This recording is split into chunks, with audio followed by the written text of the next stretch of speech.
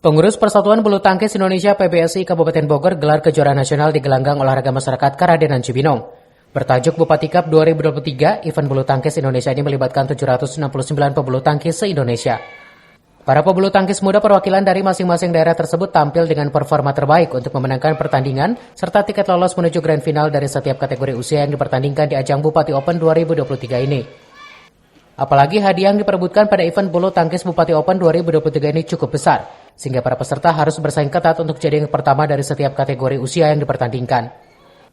Ketua Umum PBSI Kabupaten Bogor, Dedi Budi Sumardi, mengatakan perhelatan event bulu tangkis Bupati Open 2023 dibuka langsung oleh Bupati Bogor Haji Iwan Setiawan dan dihadiri pengurus KONI Kabupaten Bogor, Dispora, serta perwakilan dari PBSI Jawa Barat.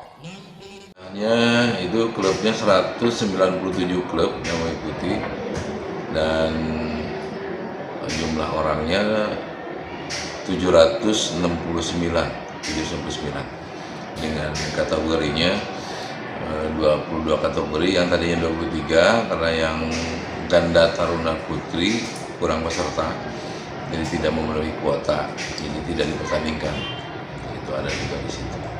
Harapannya mungkin mudah-mudahan ke depan dengan kita melakukan event nasional yang bisa dilakukan lagi dan menjadi agenda. Dan ini dilakukan di dua GOR, yaitu GOR PPOM, jadi yang jadi GOR utama, kemudian yang kedua di GOR Pator Pasifik yang ada di Karadenan. Di sana 5 lapangan, di sini 2.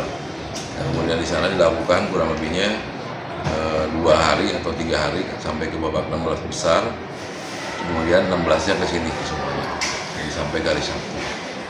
Kalau di sana dipertandingkan hanya dari pagi sampai sore aja, sampai jam 4. Dari Kabupaten Bogor, Cevi Suryadi melaporkan.